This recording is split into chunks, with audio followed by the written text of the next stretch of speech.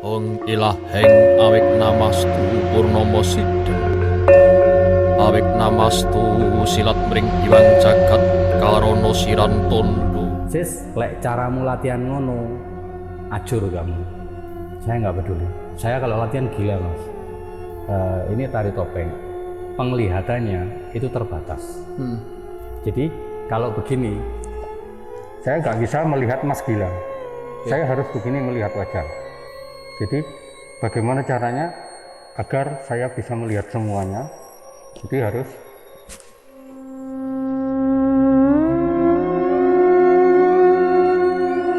baru mau tertidur, tiba-tiba di mata saya melihat di gamelan yang lengkap itu. Mas Ari ini main kendang. Tong tok dung dong. Mas, jam berapa ini? Rumah sakit sebelah itu. Ya wis. Saya tidur, Mas Ari ada di sini. Duh. Wes. Semakin ramai, saya melihat semua instrumen bunyi.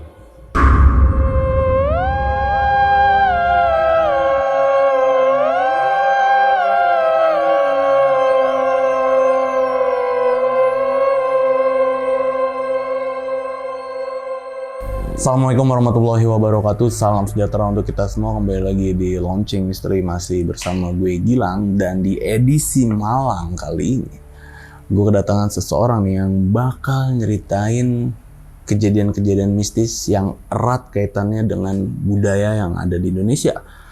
Narasumber gue malam ini adalah seorang pelaku seni bernama Pak Siswo Kadiono. Di sebelah gue udah ada Pak Siswo Kadiononya. Langsung, Pak.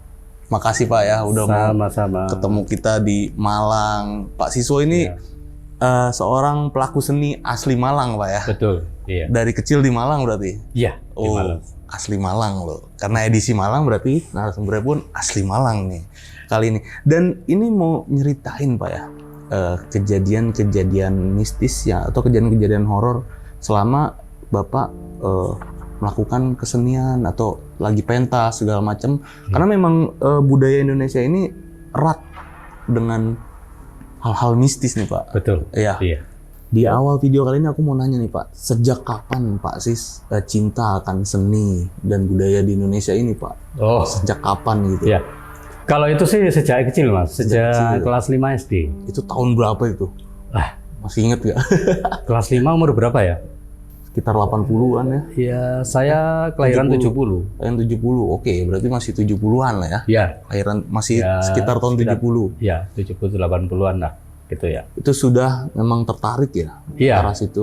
suka di kampung Mas waktu itu. Di kampung, jadi apa itu, kegiatan Agustusan dan sebagainya. Akhirnya tiba-tiba kakak saya itu ya juga di aktif lah di hiburan, di kesenian di desa. Kemudian mengenal seseorang yang mirip almarhum ayah saya. Dan terus sampai akhirnya kakak saya ke Malang tahun 82. Jadi kalau nggak salah kakak saya angkatan kedua di sanggar tersebut. Oke, dan kenapa nih Pak Sis baru mau cerita nih di podcast horor atau memang ini pertama kalinya Pak Sis cerita? Pertama kali. Kenapa nih Pak alasannya Pak mau cerita di sini? Yang pertama saya melihat konten-konten horor itu kan, kalau ya itu tadi, kalau nggak pocong ya kuntilanak ya ini. Nah sementara yang saya alami itu jauh dari itu gitu loh, jauh dari itu. Jadi yang saya alami bukan penampakan ini. Kalaupun penampakan saya pasti takut lah gitu ya. Jadi yang saya lihat itu tidak semata-mata jelas seperti itu, tidak, tetapi lebih ke arah apa ya? Ke arah aktivitas apa yang saat itu saya lakukan. Misalkan saya kan di kesenian, tanpa saya pelajari, tanpa saya sadari, tiba-tiba hal-hal mistis itu ternyata memang dekat dengan budaya dan seni. Dimanapun. Dari situ mau nggak mau saya harus tahu, gitu loh. Jadi akhirnya saya harus ya mau nggak mau ya harus mengalami hal-hal mistis juga gitu sih. Dan itu menjadi penyebab ketertarikan ya mau berbagi ceritanya. Betul, di sini. ya itu motivasi saya gitu karena konten-konten yang lain ya bukan konten yang lain, narasumber yang lain tetap di situ. Bukan berarti saya ingin tampil beda, bukan. Tapi ini memang real kejadian yang saya alami. Alamin sendiri lah ya. Betul. Kan setiap orang punya pengalaman Iya. masing-masing. Oke, pasti ditahan dulu nih Pak ya di awal video kali ini. Dan buat sahabat lonceng nih yang penasaran sama ceritanya Pak Sis, wajib banget nonton video ini dari awal sampai habis. Jangan nanti skip-skip. Dan buat kalian yang belum subscribe Lonceng Misteri, buruan langsung subscribe Lonceng Misteri biar gue makin semangat ngasih konten-konten horor lainnya sama kalian semua. Ya udah Pak Sis, langsung kita mulai aja nih Pak ya ceritanya.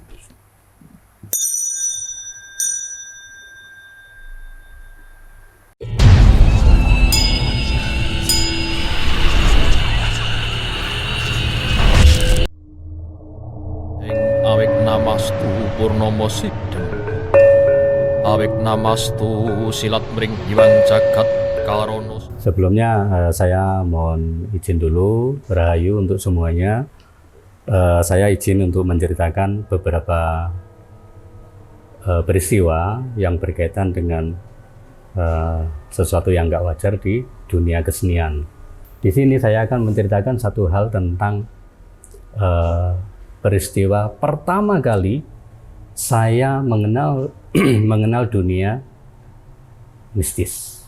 Itu tepatnya tanggal dan bulannya sih sudah lupa karena tahun 87 Mas. Udah lama banget ya Pak ya. Udah lama banget, tahun 87. Itu festival antar kota kabupaten se-Jawa Timur. Bertempat di Gedung Cak Durasim, Surabaya. Beberapa bulan ada tugas dari pemerintah untuk sanggar saya. Nanti tentang sanggar akan saya ceritakan juga. Sanggar saya untuk menyiapkan tim 6 penari, biasanya itu 6 penari untuk mengikuti festival antar provinsi, antar kabupaten dan kota madya se Jawa Timur. Oke. Nah, itu. Kita siap, beberapa bulan siap, oke, dan harus baru, menciptakan baru. Nah, sementara saya itu gandrung sekali, senang sekali dengan suara kendang.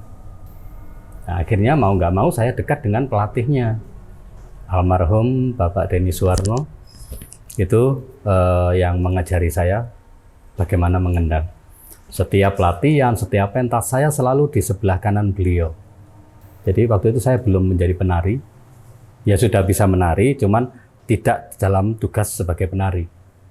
Saya hanya menyiapkan perlengkapan sambil membawa kamera. Waktu itu zaman kamera roll ya, kamera film.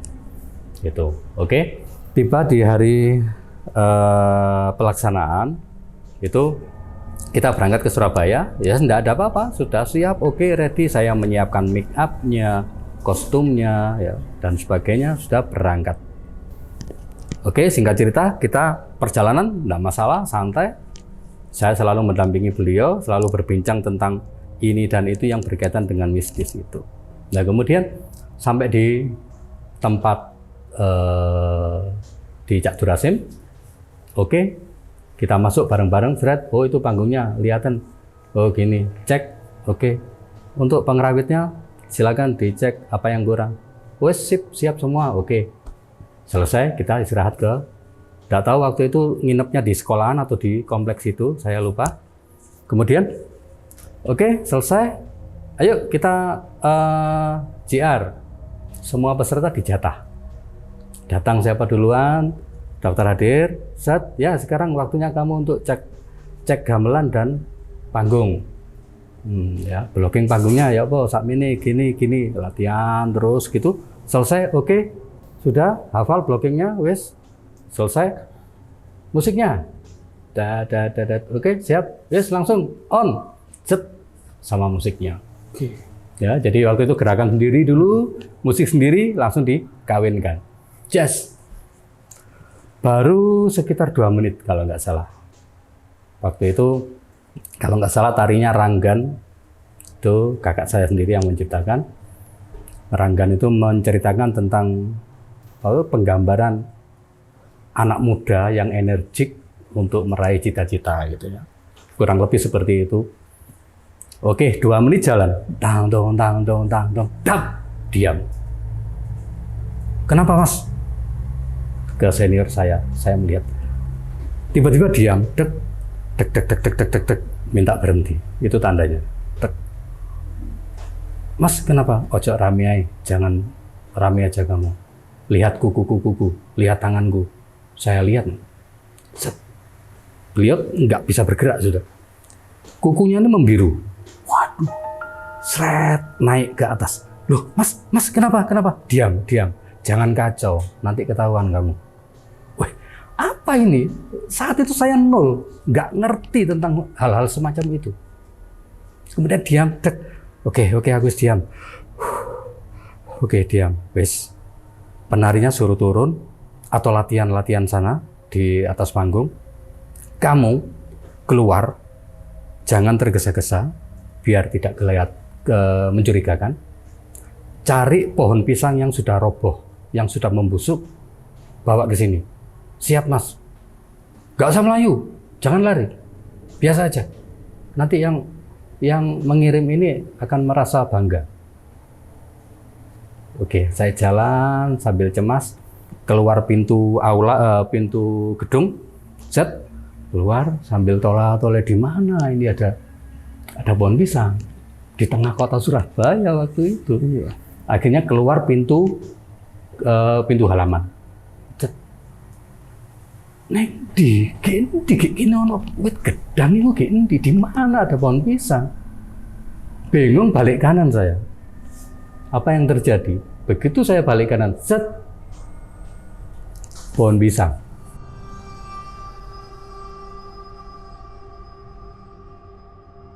Yang tadinya pintu masuk ke areal gedung. Loh, kok ono wit gedang kayak gini, kok ada pohon pisang? Terus nggak ambil pusing saya, dek, langsung ada, sudah kayak disediakan. Jadi beliau yang nyuruh itu kayaknya sudah tahu bahwa di sana ada. Oke, datang, set, saya melihat, terus motongnya pakai apa? Ada gelas pecah. Loh, kok sudah dicepai, disediakan? Ya udah, saya potong. Begitu saya potong, set, keluar darah toh. Terkejut saya. Loh, masa pohon pisang keluar darah? Ternyata tangan saya yang sobek kena pecahan gelas. Oke. Set, selesai, ambil, set, cari lagi. Terus kemana saya? Terulang lagi. Begitu balik kanan sudah di pintu area gedung. Bukan pintu gedungnya ya, tapi pintu parkirannya. Duh, saya balik ke belakang. Di mana pohon pisang tadi? Hilang ya? Hilang. Jadi saya gini, wah berarti saya pindah ini tadi. Saya pindah dimensi atau entah, saya enggak tahu istilahnya pindah alam atau gimana ya. Langsung bergegas saya. Jalan, saya sembunyikan di balik baju gini. Jalan, set. Begitu beliau tetap begini. Tapi dengan yang lebih parah. Sininya sudah membiru, bibirnya udah putih. Terus saya dekati. Mas, terus piye? Terus gimana? Buka bajuku bagian bawah. Tak buka sini, Mas. Tek. Terus piye? Wes, gedebok iku, pohon pisang itu tancapkan di pusar saya. Tancapkan. Ces, ojo kaget. Jangan terkejut gitu. Kenapa? Wes, tetap. Jadi saya tempelkan ke perut beliau, cek gini. Keluar uap. Cus. Wah, baunya, Bang. Pernah bau bangkai yang sebusuk-busuknya? Iya itu. Udah bau bangkai itu. Jadi saya mau muntah ini, ditahan. Jangan sampai muntah kamu. Kena kamu nanti. Apa di otak saya tuh? Iki apa? Opo iki? Jadi udah ada di otak saya. Jadi opo udah kayak orang bodoh gitu, pelengok gini. Akhirnya udah saya lihat delon tanganku, lihat tanganku, seret, sudah memerah, seret, terus sudah bergerak, set, langsung, yes. Terus batang pohon pisang tadi dimasukkan sekalian, diikat lagi, dimasukkan lagi kancingnya, langsung dengan cerianya, oke, selesai, kembali ke penginapan, kita sudah selesai. Penarinya bingung, loh, Wes selesai, wes sambil senang-senang, nyantai kayak nggak ada apa-apa. Begitu nyampe di penginapan, saya kan nggak pernah jauh dari beliau. Dia lepas baju, loh, ndi mas, apa nih? Gedoboknya mang ndi? Wes gak ono. Tidak tahu itu kemana larinya pohon pisang itu, nggak selesai. Akhirnya kita istirahat, prepare semuanya, perlengkapan semuanya, sambil membahas sedikit tentang yang terjadi tadi, bahwa ada seseorang yang mungkin ya kita nggak bisa mengatakan itu. Akhirnya selesai, sampai malam kita istirahat, tidur, paginya action, ya alhamdulillah masuk 6 terbaik se-Jawa Timur. Itu tahun 87. Tahun 87? Iya, saya belum genap 17 tahun. Itu awal-awal saya mengenal itu. Itu sih kalau yang di tahun 87. Kemudian dilanjutkan di tahun berikutnya. Nah, tetap sama seperti tahun sebelumnya, tahun 87, itu kita didapatkan tugas, ayo waktu itu ada SMA negeri berapa gitu ya, di Malang ini, dilatih, kemudian menciptakan tari baru lagi, tetap penciptanya kakak saya, dan penata musiknya tetap beliau, almarhum. Oke, tentang apa sekarang? Tetap tentang seorang gadis-gadis yang penuh energi gitu. Kita waktu itu menyampaikan tari gayuh. Gayuh itu diambil dari gegayuhan atau cita-cita. Hari H keberangkatan, kita berangkat nggak ada masalah. Waktu itu ke Tulungagung. Persiapan, mandi, sarapan dan sebagainya, baru mulai rias. Rias selesai, menuju ke gedung. Itu panggungnya masih kalau tidak salah lantai zaman dulu itu. Ya gini, tekel gini, warnanya abu-abu. Kita nunggu giliran. Waktu itu kalau nggak salah undian ke berapa ya? 8 atau 6 gitu. Mungkin 8 mungkin. Ke 8 dari Kota Madya Malang. Oke, set tampil, set. Kita melihat, saya sambil pegang kamera, kita melihat itu bagus sekali tampilannya. Set. Mereka pengerawat juga penonton begitu selesai, wah hebat gitu ya. Anehnya begitu turun, hampir semua penari itu menangis, merasa mereka gagal. Kenapa? Mereka merasa menari di atas tumpuan bunga. Jadi kacau, geraknya itu gelisah gitu. Karena harusnya napak, dia ada bunga-bunga yang bertaburan.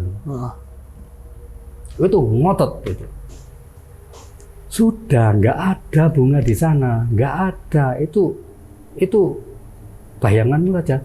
Tapi kok semua penari begitu dilihat sudah dibersihkan, itu berarti itu. Jadi memang ada bunga mas waktu itu. Sisa penampil sebelumnya mungkin kena tolehannya, terus bunganya jatuh dan sebagainya itu. Tapi yang mereka katakan, penari-penari kita itu menari di atas tumpuan bunga, jadi lantainya itu nggak kelihatan.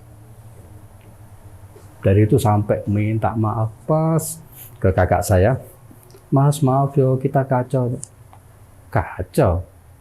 Kok lucu kamu? Tampilmu bagus, enggak kacau, kita banyak yang salah. Yang mana? Banyak bunga di sana. Akhirnya itu nggak ono mbak, itu kan di atas saya ya, ininya kelasnya. Nggak ada mbak, nggak ada. Aku yang moto dari tadi. Oh no, saya gini, nggak ada. Jadi saya sempat apa ya rada kudu guyu, tapi juga kasihan gitu loh. Ya tertawa tapi kasihan gitu loh, kasihan merasa bersalah.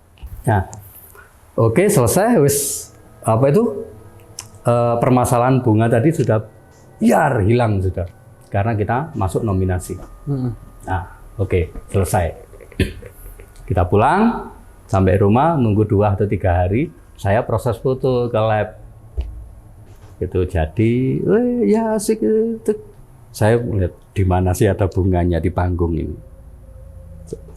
Semua foto nggak ada bunganya. Saya tertawa lagi. Mbak sini yo. Wes tadi saya wes.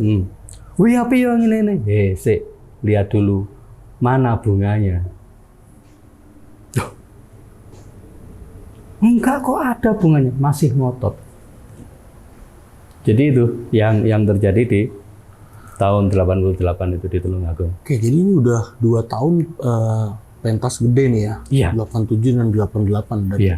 ada kejadian yang memang mistis ya di dalam situ ya. Iya. Karena gini Mas, dulu ya, sekarang sudah enggak. Dulu kalau sekarang main teknik, main kreativitas yang tinggi. Teknik pokoknya geraknya bagus, rampak bagus, peluang ada untuk juara. Kalau dulu mohon maaf ya, saya sendiri nggak ngerti kenapa kok ada gitu-gituan gitu. Jadi istilahnya tembak-tembakan Iya. gitu. Oke, ini kan udah 2 pentas nih Pak ya. Yang 2. tahun 87 itu penyebabnya udah tahu Pak. Penyebabnya ya ini ya, sebelum ke sana itu saya selalu protes ke senior saya. Mas gimana sih kok sampai digitukan? Terus kita bisa apa? Gitu. Nggak usah apa-apa. Nggak usah bisa apa, nggak usah sudah. Loh, kita digitukan, mau apa kamu? Mau balas? Lah digitukan kok masa gak balas? Nggak usah, biarkan. Setelah kejadian itu, akhirnya terus berlanjut kan dari tahun ke tahun. Jadi intinya gini, kita berangkat harus sudah siap, gitu aja. Jadi nggak perlu siap senjata enggak, untuk membalas tidak. Kita harus siap menerima. Tapi untuk pelakunya tahu siapa? Enggak, kita enggak. Tahu juga ya. Kita stop di situ. Kemudian yang tahun 90 ini ada 2, jadi topeng sama tetap tampilan festival.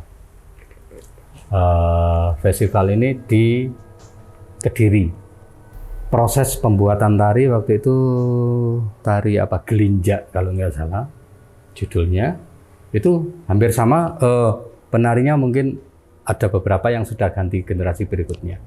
Sama proses disanggar sedemikian rupa sampai akhirnya hari H berangkat enggak ada masalah, semuanya lengkap, oke, make up dan sebagainya lengkap, kita berangkat. Nyampe sana sekitar ya mungkin jam 3-an gitu ya, jam 2 jam 3-an selesai. Tiba-tiba begitu masuk ke parkiran, Pak sopir membuka pintu, jelek, senior saya bilang, sebentar, ojo ono sing mudhun dhisik kecuali sis. Jadi nggak boleh ada yang turun kalau saya belum turun. Oke. Loh, apa maksudnya? Saya bingung toh. Apa mas? Kalau kamu mau belajar, lanjut. Kalau enggak, terserah kamu. Begitu kan saya. Gemeter saya. Bayangin di situ ada yang wah, master semua, termasuk kakak saya. Saya yang waktu itu berarti umur 20. Saya udah keringat itu udah keluar semua. Ayo sis, ayo dicoba dipimpin. Bapak-bapak yang lain, terutama pengrawit ya, itu mendukung semua. Aduh mas aku gak iso. Ya wes ya, mandek ya. Berhenti ya di sini ya. Gak eman kamu kalau kamu harus berhenti di sini. Akhirnya mau nggak mau dengan keterpaksaan saya turun duluan. Lek sis wis mudun, liyane oleh mudun. Pak sopir. Iya Pak, nggih. Tuh. Akhirnya saya turun. Turun itu enggak tahu kayak ya angin itu menerpa saya. Bas. Angin gitu aja. Udah, angin tek turun. Parkir, mobil menjauh, parkir, semuanya di belakang saya. Beliau sudah sepuh-sepuh pengrawit. Ya Allah, saya noleh ini, ya ampun, malu, takut, ragu, memimpin barisan Malang Kota. Akhirnya pelan, saya biasakan, akhirnya enjoy, nyantai. Set. Oh, wis menemukan iramanya, oke jalan. Lengah. Tiba-tiba di tengah lapangan seperti itu menuju ke mana? Pintu gedung. Di tengah-tengah persis ini. Saya menabrak kayak dinding kaca. Dar. Saya pegang, Mas. Apa ini? Loh, ini apa ini kok kayak gini? Sementara tim-tim yang lain lewat saya. Belas aja. Dari situ saya mau mundur, takut dan sayang kalau mundur itu. Akhirnya terus piye iki, aku gak iso liwat, saya gak bisa lewat ini. Tiba-tiba ndak tahu sudah, ndak bisa dipikirkan. Suara senior saya itu terdengar jelas di sini, padahal beliau paling belakang. Sis, iku ngono ono sing duwe, golek ono sing duwe. Artinya? Sis, itu ada yang punya, cari yang punya. Bilang permisi, siapa kamu dari mana, sampaikan. Dari situ, iya sebetulnya saya turun tadi sudah harus pamit dulu. Ya, Don Sewu, saya ini, nama ini, lahirnya hari ini, pasarnya ini, numpang lewat harusnya begitu. Akhirnya saya gumun itu, kagum, takut, jadi satu lah gitu. Akhirnya, oh iya, akhirnya saya diam gitu. Saya diam dengan begini, saya mencari yang punya. Dari kanan saya lihat satu persatu orang, seret, gak ada yang punya. Begitu balik, seret, dek, pas di pilar, kalau sana pintunya, pilar sebelah kanan, berarti kiri saya. Itu ada bapak-bapak sepuh banget, tapi badannya luar biasa bagus, pakai serba hitam, pakai ikat kepala merah, pakai rokok kelobot kulit jagung. Duh, kok ada orang, Pak, nyuwun sewu, saya mau lewat, saya dari Malang, nama saya ini, membawa tim ini, saya mau lewat. Dalam hati, dia tertawa. Langsung mau nyungsep saya. Begitu gitu kan, mau nyungsep toh, karena loh, alhamdulillah gitu. Saya noleh ke senior, gini dok, ya jalan. Lengah lagi Mas, namanya anak muda, baru bisa, wah gini, jalan, wah aku sudah bisa, sok-sokan. Masuk ruangan ini loh, tim Kota Malang, kebanggaanku, batin saya. Begitu melewati panggung, ya ini panggung gitu, ruang gantinya kan di sini. Saya lewat sini, lewat panggung, lihat sebelah kiri panggung, kanan panggung, mau masuk, habisnya panggung, mau masuk ke ruangan ganti. Tiba-tiba dari sebelah kiri saya, mungkin sebesar apa ya, sebesar angkot lah, kepala singa, menerjang saya. Lar, terlempar 2 meter saya. Sementara tim yang lain, bukan dari Malang, ya jalan aja biasa. Melihat saya sambil tertawa-tawa. Kenapa Mas? Kenapa Mas? Saya terlempar 2 meter.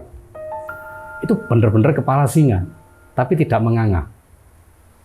Hanya dengan pandangan yang kayak kemarahan gitu, ini menghantam saya, ya udah, bes gitu itu sampai saya terpental. Wah, gini ya. Kenapa aku? Kenapa? Yang lain, kenapa Mas? Ditolongi senior saya. Gitu tuh. Makanya jangan sembrono, jangan sok-sokan. Gitu. Jadi saya tuh jauh banget dari senior saya.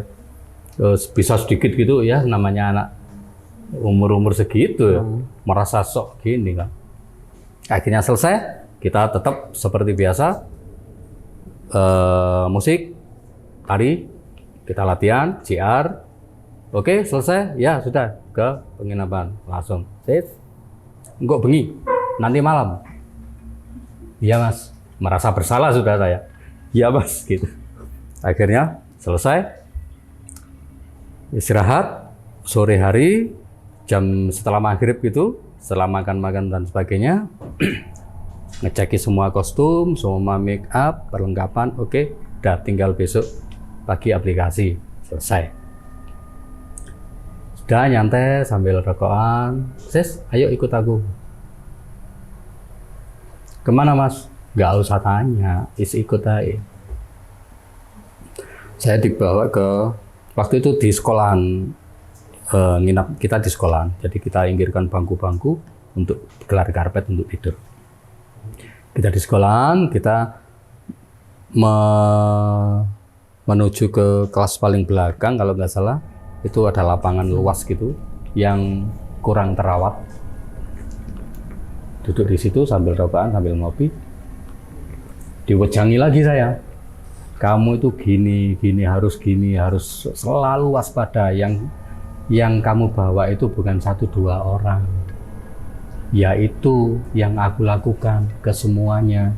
Makanya kamu harus belajar sekarang. Tuh. Iya mas, mohon maaf.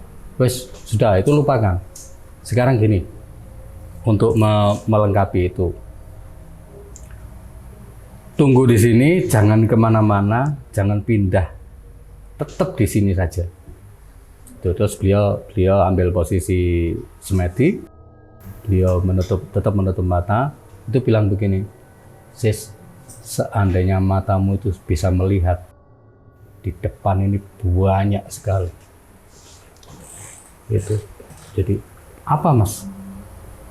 Api melingkar seluruh ruangan, seluruh area lomba. Itu punyanya ini. Terus apalagi apa itu, harimau di setiap penjuru, itu punyanya ini. Terus ada api biru, itu punyanya ini. Dijelaskan semuanya. Sayang matamu belum bisa melihat. Itu selesai. Dijelaskan itu, saya hanya bisa manggut-manggut gini. Terus saya tanya, mas, kalau mereka ada yang bawa ini, bawa itu, terus awake dhewe nggawa apa? Kita bawa apa? Iku yang tak tunggu, pertanyaanmu. Itu. Ayo, api melahap kita, selesai kita. Harimau menabrak saya seperti tadi, penari kalau di atas panggung ditabrak, buyar semua. Akhirnya itu, oke. Diingat, kamu, saya, dan semua tim berangkat ke sini niatannya apa? Niatannya lomba. Cek apa? Cek tampil baik. Wis, cukup. Tukok ikut dok. Ojo niat kepingin jadi juara. Niat ingin tampil baik. Wis, cukup di situ. Baik. Niat baik. Niatmu kayak apa? Nggak hati mas, wis nggawa hati sing apik ae. Gitu. Wow, gini. Oke, selesai. Akhirnya semua pada tidur, penari semua tidur, pengerawit ya biasalah. Bapak-bapak ada yang tidur, ada yang masih seperti kami berdua.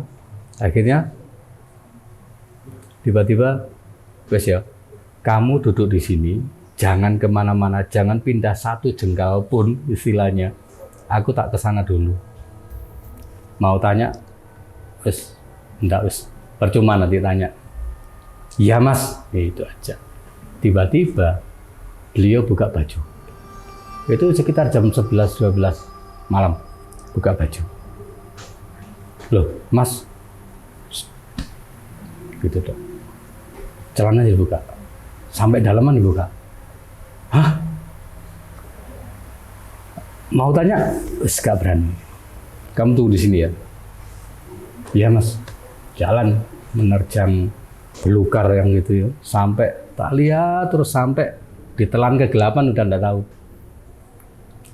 Sampai menunggu terus saat tunggu, tiba-tiba dari belakang saya, ayo wis, terkejut saya. Beliau sudah di belakang saya dengan pakaian yang sudah dipakai. Ayo udah. Loh, mas, oh sudah, ayo, udah. Itu yang yang saya sudah nggak bisa dinalar itu. Beliau jelas-jelas di depan saya, di sebelah kiri saya, itu membuka seluruh pakaiannya.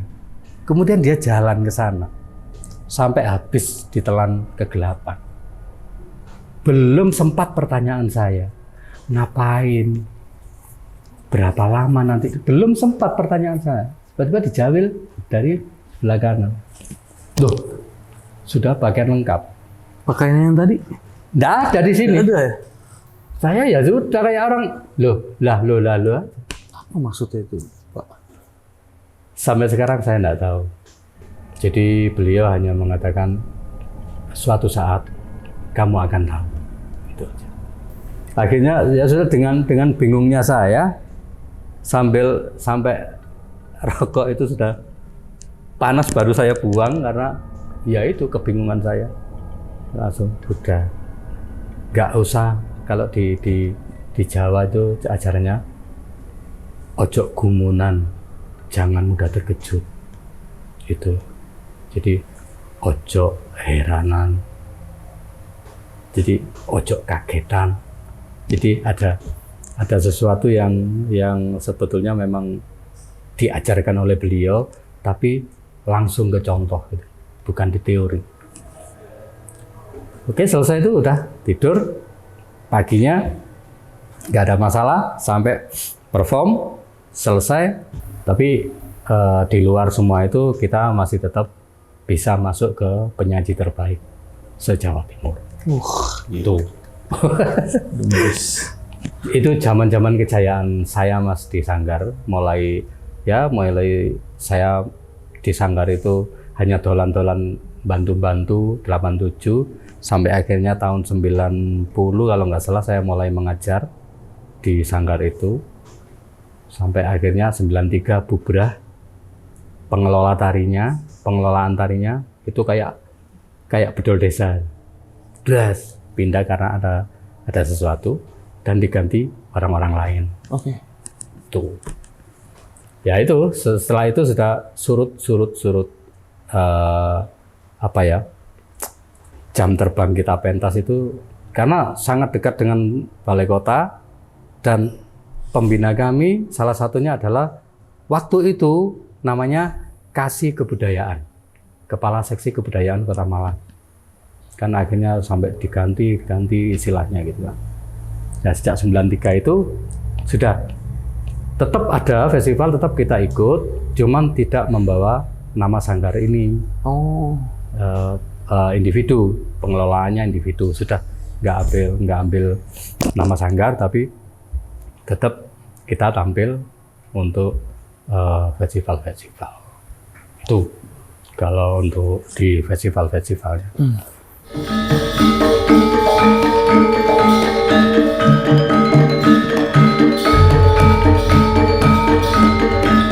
Oke ya, itu tahun 90. Dan itu berdekatan atau mungkin bisa jadi sebelum lomba di Kediri itu saya sendiri lomba tari tunggal, tari topeng ini. Tidak tahu saya kalau datanya lupa saya.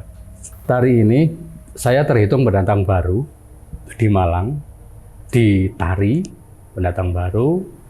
Saya sudah paham tentang tari ini dari kakak saya, dari pelatih-pelatih saya. Lomba tari ini yang mengesankan adalah saya waktu latihan itu sudah divonis sama pelatih saya. Sis, lek caramu latihan ngono, ajur kamu. Saya nggak peduli. Saya kalau latihan gila Mas. Latihan ini tari topeng, penglihatannya itu terbatas. Jadi bisa saya coba ya. Ya. Jadi kalau begini, saya nggak bisa melihat Mas Gilang. Ya. Saya harus begini melihat wajah. Sana sudah nggak kelihatan. Jadi bagaimana caranya agar saya bisa melihat semuanya? Jadi harus. Oh gitu-gitu ya gerakannya. Iya. Jadi kalau dipanggil, cari wajahnya dulu.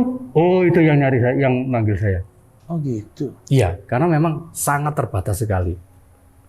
Iya, kecil ya Bang lihatannya. Kecil dan nggak ada lubang hidung. Narinya 8 menit. Dan ini ikatnya rapat sekali atas bawah. Karena gerakannya luar biasa. Set, set, set, set. Ini semuanya gerakannya besar-besar sekali. Kalau enggak, ya terlempar dia. Nah, ini saya latihannya itu, Mas Gilang tahu, saya latihannya gimana caranya untuk membiasakan itu. Saya tutup mata, Mas. Kalau pas nggak ada orang ya, saya tutup mata.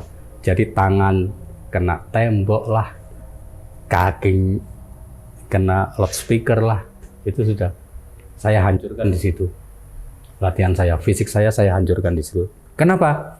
Saya orang baru, saya ingin memaksimalkan kemampuan saya seberapa. Sampai akhirnya pelatihnya gitu. Kamu kalau latihan begitu hancur kamu, habis kamu nanti. Iya Pak, cuman gitu aja. Akhirnya terus saya tata nafas saya kuat. Akhirnya saya mulai menarikannya dengan porsi tenaga yang sesuai. Jadi kalau singget itu adalah peralihan dari gerak satu ke gerak yang lain. Biasanya kan kalau latihan saya keras-keraskan gini, itu enggak, saya dek, tapi rasanya powernya ada. Jadi dek itu powernya sudah, kan gerakan tari topeng itu enggak ada yang jadi dak. Ini mengimbangi, ya memang karakter dia seperti itu. Oke, latihan dan setiap hari saya tidur dengan dia. Sayang topeng yang asli yang saya pakai tidak bisa saya bawa ke sini. Ini ya sama, cuman bukan topeng yang saya bawa. Topeng yang asli yang dipakai setiap hari bukan yang ini? Bukan yang ini. Emang nggak boleh dibawa ya? Sulit mencarinya. Oke. Jadi bisa dikasih lihat ke ini nggak? Ke kamera, kalau ke dalamnya itu emang susah napas, segala macam penglihatannya itu kecil. Karena lubangnya hanya sebatang korek api. Nah, lubang nafasnya itu. Ya ini para penari Malang, juga penari topeng yang lain, ya pasti memahami pengapnya untuk pengap itu membawakan tarian ini ya. Kita sesama penari, oke. Nah, belum lagi beban yang lain ya. Makanya kalau penari topeng itu benar-benar harus maksimal vitamin harus fit, stamina harus fit. Oke, latihan sampai karena dengar lomba saya ngebut karena saya tahu di sini ada penari topeng yang dari keturunan. Maksudnya? Pengrajin almarhum Bapak Karimun, Mbah Karimun almarhum itu pengrajin, punya anak, punya cucunya sepantaran dengan saya. Dia ikut lomba juga, dia keturunan ke-7. Bayangkan ini sudah turun-temurun sampai jadi keturunan ke-7 pengelola atau pewaris ini, itu seusia saya sekarang. Beliau sudah dari kecil paham memahat topeng, menari topeng, mengendang topeng, all semuanya. Wow. Itu. Jadi, saya harus berhadapan dengan seseorang yang sangat-sangat luar biasa itu. Akhirnya saya nggak peduli, saya fokus ke diri saya dengan latihan seperti itu. Nah, saya pendatang baru, disupport sama kakak saya belajar dari kakak saya, wis lationo sing apik, melok lomba. Akhirnya saya ikut lomba itu. Saya nggak tahu, ternyata lombanya 2 kali, ada babak penyisihan dan final. Tak pikir hanya sekali. Tetapi keanehannya kedua-duanya dari semifinal dan final itu ada keanehan-keanehan tersendiri dari si topeng ini. Jadi saat tampil saya kalau nggak salah nomor urutan, kalau di semifinalnya saya lupa, urutan keberapanya saya lupa. Oke, waktu itu di Taman Rekreasi Sengkaling, di panggung terbukanya itu, oke, saya urutan keberapa saya nggak paham. Saya tahu jurinya Pak ini, Bu ini sudah oke, sudah kenal semuanya. Ini lomba tari topeng se-Ex Karesidenan Malang. Oh, oke. Jadi termasuk Probolinggo, Pasuruan itu melingkup di sana. Tapi memang perkembangannya waktu itu topeng Malang memang terbanyak ya di Malang sendiri gitu kan. Oke. Akhirnya dari Dinas Kebudayaan, dari unsur seniman, dari dosen, jurinya waktu itu, oke, kita on lomba. Waktu lomba, saya tidak memperhatikan beliau yang saya sampaikan tadi, cucu beliau yang saya sampaikan tadi. Saya tidak memperhatikan, saya bahkan belum kenal. Oke, belum tahu orangnya mana. Belum tahu bahkan, belum tahu. Setelah selesai baru. Oke. Oh itu loh Mas. Oh iya Mas. Saya adiknya Mas ini. Oh iya, ngobrol itu baru. Nah di pementasannya saya seperti biasa karena hasil latihan ini saya tampil awal-awal itu pastilah manusiawi ya. Musik pertama bunyi dek dek dek dek itu pastilah dimanapun siap dengan siap itu dar set ada beberapa gerakan mungkin sekitar ya mungkin 2 sampai 3 menit itu sudah enjoy. Lep gerak itu kayak gerak sendiri. Jadi sudah sini istirahat, otak sudah kayak menikmati aja gerakannya gitu. Nah, gerakan itu saya tiba-tiba mengambil gerakan yang mungkin teman-teman penari bisa memahami ini. Jadi ada gerakan yang khususnya tradisional. Ya wis seperti itu tari topeng Bapak. Jangan dirubah-rubah. Ya memang nggak boleh ya merubah pakem, tetapi mengembangkan itu masih bisa. Jadi topeng Bapang ini kalau nari ya sudah tetap hadap depan, set, selesai, set. Ya cuma kembali ke tempat semula. Jadi kalau di tengah ya sudah gini. Nah, itu saya bongkar. Waktu itu. Pertama keluar sudah beda. Kemudian gerakan-gerakan tertentu, kalau ini panggung ya, kotak gini panggung. Gerakan tertentu saya justru bergerak di sini, akhirnya sini kosong. Tertentu saya mencoba mengeksplor seluruh panggung waktu itu. Ya itu mungkin poin. Nah, pas gerakan terakhir mau selesai, kan gerakannya ini ada anting-anting dari rumbai-rumbai kain gitu untuk diginikan. Dal itu kan lompat, set terus kembali lagi ke sini. Dak itu saya melihat gini. Itu gitu ya ada aja sambil iki wis selesai. Saya ngobrol sendiri. Berapa sih nilaiku? Kan dekat jurinya sama. Berapa sih nilaiku? Dinilai berapa itu? Sambil bawa topeng dek. Set akhirnya masuk selesai. Baru turun dengan nafas yang setengah jadi setengah enggak ngak gitu ya. Sambil jongkok gini. Terus akhirnya dikasih minum sama teman. Set selesai. Oke. Ada teman. Saya lewati depan teman saya. Mas, topeng sampean kedip. Hah? Aneh-aneh gitu. Di mana topeng kayak gini kedip? Saya jalan. Ada lagi penonton yang bukan penari, pokoknya penonton supporter aja. Iki lho yo, penari iki emang yo. Ini loh, yang topengnya kedip. Aneh-aneh orang-orang ini gitu. Kedip loh. Dua orang sudah mengatakan itu. Sudah selesai. Nyantai sambil makan. Kok terasa kaki saya ada lalat gitu. Tak gini kan. Darah. Ternyata saya lepas kontrol waktu gerakan tertentu. Saya berdiri dengan lutut sambil berputar. Sementara panggungnya karpet. Oke. Muter dari menghadap ke depan lagi dengan tumpuan lutut. Itu saya nggak kontrol. Tiba-tiba baru terasa perih. Tuh ternyata perih. tadi makan enak aja, begitu lihat darahnya baru terasa perih.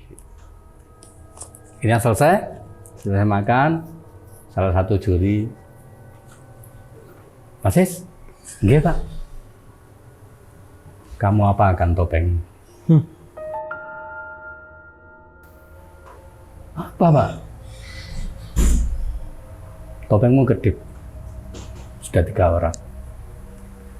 3 orang lo bilang? 3 orang. Satu dari adik kelas lah, mungkin mungkin adik kelasku di kelas tari itu. Terus yang kedua itu penonton. Topeng, Mas ini loh tadi yang topengnya kedip ya. Tuh. Terus yang terakhir juri, salah satu juri selesai. Jadi waktu ini bukan hanya topeng, ada tari Malangan yang perempuan, namanya tari beskalan. Jadi pakai kemben segini, pakai konde, rias cantik, tetap pakai gongseng, sama tapi tariannya tarian putri, bener-bener tari putri gitu ya. Itu saya dan dua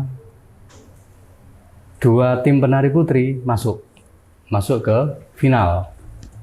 Jadi kalau nggak salah, iya mungkin sanggar saya mengeluarkan dua putri atau 3 putri, saya lupa. Dua-duanya nih ikut masuk ke final. Finalnya waktu itu di entah berapa hari setelah itu ya, di Hotel Purnama Batu. Oke, final persiapan. Kebetulan saya nomor undian 4. Beliau yang dari kecil sudah bergaul dengan topeng, nomor undian 2. Beruntung saya. Kata kakak saya, kamu perhatikan dia tampil, kelemahnya di mana, ambil. Karena kalau kamu mengandalkan kemampuan bergerak, kamu kalah. Menang saya di situ. Jadi tadi yang saya ceritakan, saya itu explore.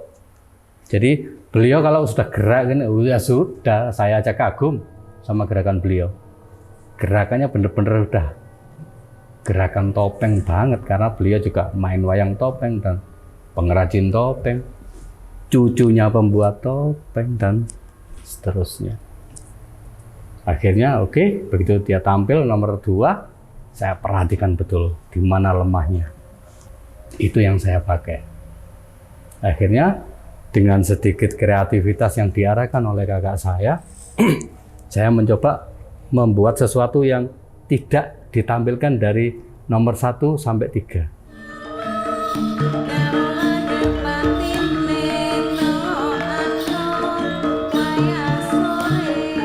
Akhirnya saya mengambil sisi lemahnya dari penari tersebut. Akhirnya saya bisa mendapatkan kesempatan untuk tampil sesuai dengan yang saya latih selama ini. Singkat cerita, selesai nari, saya hampir blank karena saking capeknya. Karena saat, ya itu tadi, 2-3 menit pertama itu terasa, begitu menit keempat fly gitu ya, saking nikmatnya menggerakkan. Menit-menit terakhir baru terasa semua, badan kayak dihancurkan gitu, saking capeknya, pengapnya. Begitu turun, seret, dari gerakan turun, dek, buka, wah, sambil teriak gitu, saking capeknya. Akhirnya saya hampir pingsan. Kemudian waktu itu masih ada almarhum ibu saya, dengan kebaya dan kain panjangnya langsung menghampiri saya, tengkuk saya dipegang, diambil ujung kainnya, diusapkan ke muka saya, terus saya sadar lagi. Kemudian selesai, tinggal menunggu pengumuman. Nah, di pengumuman ini alhamdulillah saya juara 1, kemudian tim dari tari beskalan yang putri juga juara 1, bahkan juara 1 dan 2 kalau nggak salah. Itu waktu itu. Oke, selesai. Wes, kebanggaan tersendiri. Saya hitungannya pendatang baru, saya bisa membawakan tari khas Malangan dan bisa mendapat predikat itu sekaresidenan Malang waktu itu. Oke, selesai, pulang. Waktu itu, cerita sebelumnya kan saya sebagai official, nyiapin inilah, itulah. Sekarang saya jadi artisnya kan, jadi penarinya gitu. Nah, ada namanya teman saya, ya seusia lah dengan saya. Beliau ditempatkan di posisi saya karena saya yang lomba. Beres. Oh ya, setelah selesai, topeng tidak pernah saya pegangkan ke orang lain karena saya memang sudah janji. Setiap mau pentas itu saya begini. Aku adalah kamu, kamu adalah aku nggak ada artinya. Aku hanya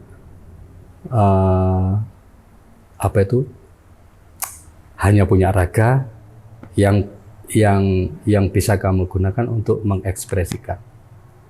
Ya kurang lebihnya seperti itu, tapi bahasa Jawa ya. Oke, set, saya cium kanan, cium kiri, saya pakai, set, baru saya letakkan.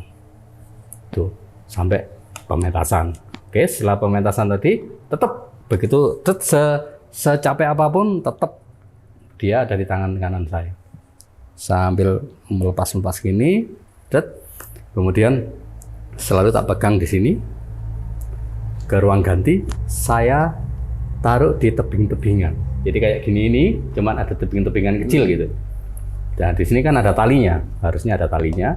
Set, saya cantolkan di situ, di tebing-tebingan itu sambil saya lihat, dan orang lain mengambil pasti kelihatan gitu aja. Meskipun official pasti kelihatan. Oke, selesai. Kita berkemas, set, pengumuman, oke, selesai, pulang. Di mobil, Mas, nggak ada yang ketinggalan, saya gitu ke officialnya. Wes beres KB, topengnya barang sudah masuk semua. Oke, tapi perasaan saya nggak enak. Mungkin sudah gadung deketnya sama saya. Nyampe di sanggar, waktu itu sekitar jam ya mungkin setengah satuan, lebih mungkin. Masuk ke sanggar, Mas, nggak ada yang ketinggalan? Nggak, wes semua. Akhirnya bongkar. Akhirnya si pemilik topeng, ketua sanggarnya waktu itu, di topengnya, di Mas ini Pak. Oh ya, di goreng. Cewari nggak ketemu. Ternyata masih nyentel di sana, di tebing-tebing yang saya itu. Mas, aku malah wis ngomong lah. Aku tadi sudah bilang nggak ada yang ketinggalan lah. Gitu. Lah, kok gini dan sebagainya. Akhirnya pagi hari ditelepon si pihak hotel. Sama dia ditelepon, set, nggak ada. Saya ulangi, saya telepon sendiri. Telepon umum koin waktu itu. Set. Iya Pak, ini dari yang kemarin. Iya tadi sudah ada yang nanyakan. Sudah dicek, mohon dicek lagi Mbak. Di ruang ganti belakang panggung kemarin. Lomba tadi malam. Oh iya Pak, sebentar ya. Set. Ada beberapa menit. Pak, mohon maaf tidak ada. Berangkat saya ke sana, ambil. Nggak mau ternyata, harus saya sendiri yang ambil. Oke. Akhirnya saya datang. Terus ya selamat pagi dan sebagainya. Mbak, saya yang nelpon tadi. Iya Pak, sudah dibersihkan semuanya, clear semuanya, nggak ada. Coba deh dilihat lagi. Awalnya cleaning service kayaknya awalnya. 2 kali kok. Datang ke sana, Mbak, tidak ada. Loh Pak, tidak ada. Ada kok Mbak, apa saya sendiri yang ngambil, saya gitu kan. Coba saya Pak Satpamnya dipanggil. Pak, tolong di ruang ganti ada topengnya Mas, ini ketinggalan enggak? Oh iya Pak, siap. Gitu. Nyampe bawa topeng sambil kayak saya yang tahun 80 70 ngablung gitu. Ini gitu. Kayak nggak percaya gitu. Ini, oh iya Pak, terima kasih. Loh, Pak, tadi di mana? Di situ, di tebing-tebingan. Iya kan, Mbak, saya naruhnya di situ. Sama Satpam baru ketemu? Baru ketemu. Padahal sudah di clear semuanya, sudah bersih. Ya udah, begitu cek. Yes, saya salami, matur nuwun, terima kasih. Udah Pak, saya pulang berangkat. Pulang ke sanggar. Selesai sudah.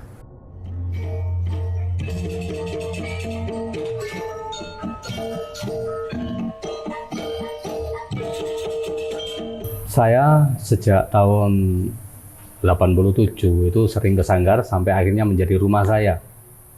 Di sana di Sanggar itu ada stasiun radio, taman wisata, TK, karate, semuanya lengkap.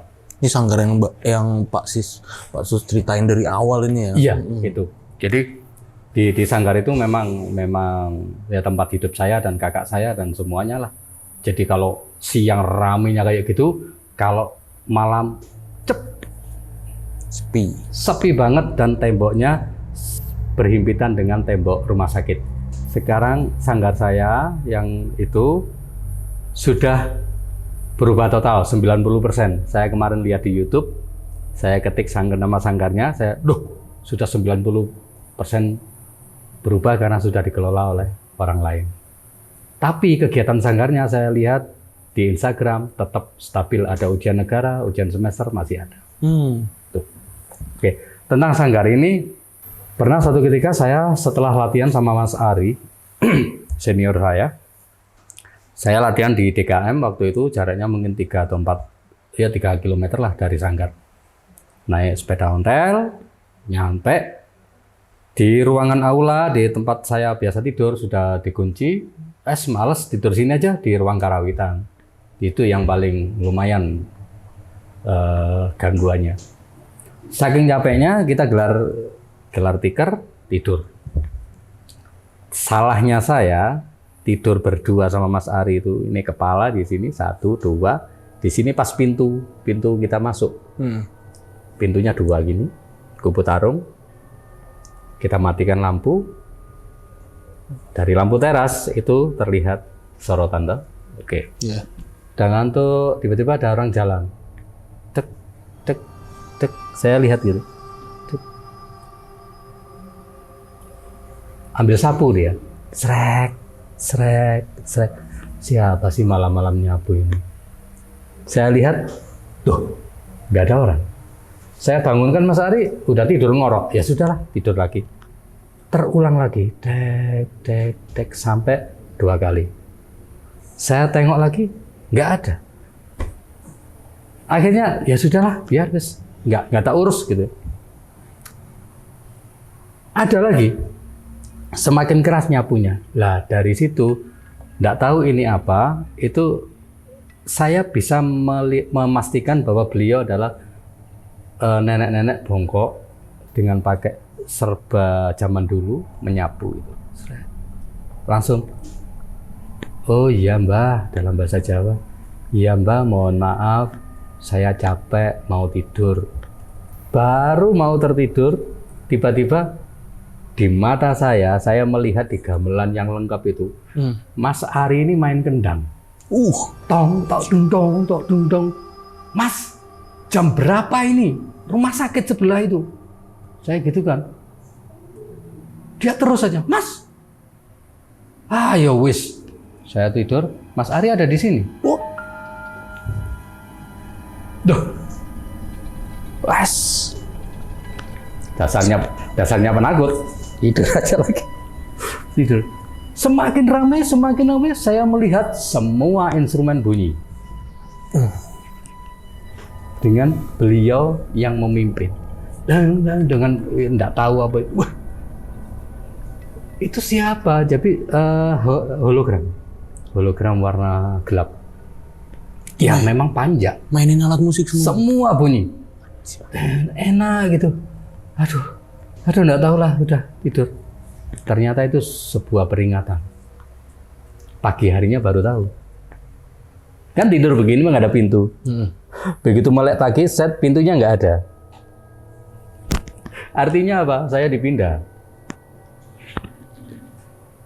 Berapa ya? Mungkin 2 meteran lebih lah. Jadi posisi ini pintu, saya berdua di sini. Tiba-tiba pintunya nggak ada di sana. Wih, guys. Begitu aku lah, set. Mas, sampean pindah tempat tidur? Enggak, itu dia bilang. Tanya, apa sih? Bilang, oh ya kamu yang pindah ya. Ngapain? Capek-capek nyeret orang gitu. Kayak itu.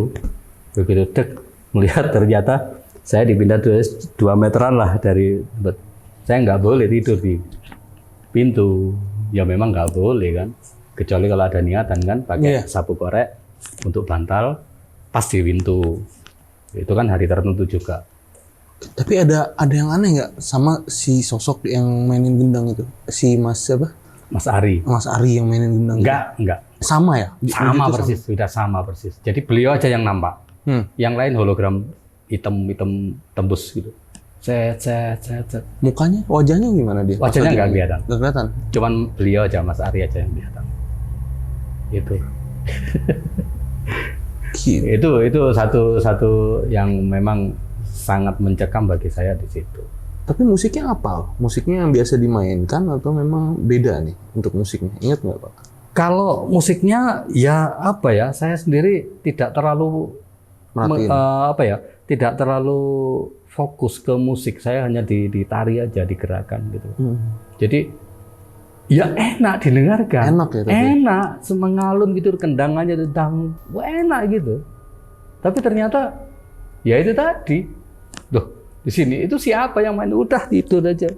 Begitu bangun baru tahu ternyata nggak boleh tidur di pintu. Kenapa? Nah, kamu digeser, sudah diperingatkan sama nenek-nenek, sudah diperingatkan sama. Anjir.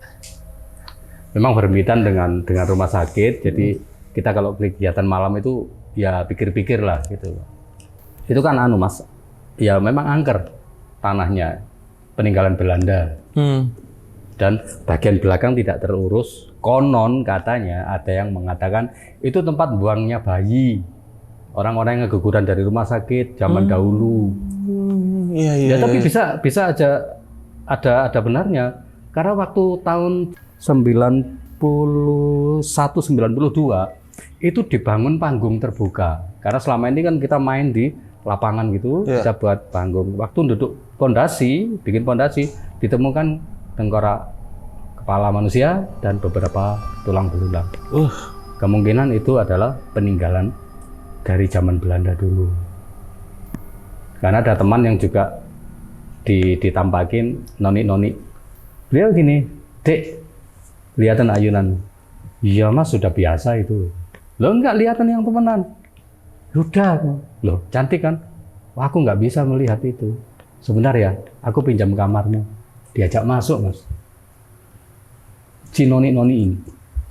Diajak masuk, diajak ngobrol. Dia memang bisa. Ternyata bukan noni, itu tampakannya aja. Aslinya dia sinden katanya. Yang dikuburkan di sebelah kanannya ayunan itu, ya mungkin berapa 3 atau 4 meter di bawah pohon beringin kecil. Itu sih kalau di Sanggar itu. Dan yang hampir mirip ini yaitu kepalanya singa itu, dadak merak reok monorogo itu. Saya tidur sore menjelang tidur. Sis, ini kuncinya kantor, tolong ikut jogon. Kepala singa barong itu ditaruh di atas lemari. Ya sudah, saya tidur di situ. Saya kunci dari dalam. Udah tidur menghadap kepala itu saya. Sambil mengagumi gini. Tertidur. Bangun pagi, nggak ada. Kunci saya bawa. Saya coba, nggak ada yang terbuka. Ketua Sanggar datang, Pak, ndase gano. Kepalanya nggak ada. Loh kok iso, siapa juga? Siapa ngambil? Kuncinya saya bawa kok. Ayo golek no. Cari. Ayo cari sampai ketemu. Nggak ada Pak, siapa yang mau? Kalau nggak 2 orang nggak kuat. Iya kan berat ya? Berat itu Mas. Kalau apalagi kalau sudah dipasang ini kan semakin berat, sekitar 40 sampai bisa 80 kilo itu kan. Akhirnya ya udah. Saya telepon yang punya. Telepon. Saya ke depan, telepon, udah balik. Gimana Pak? Pulang tadi malam dengan santainya. Pulang tadi malam katanya.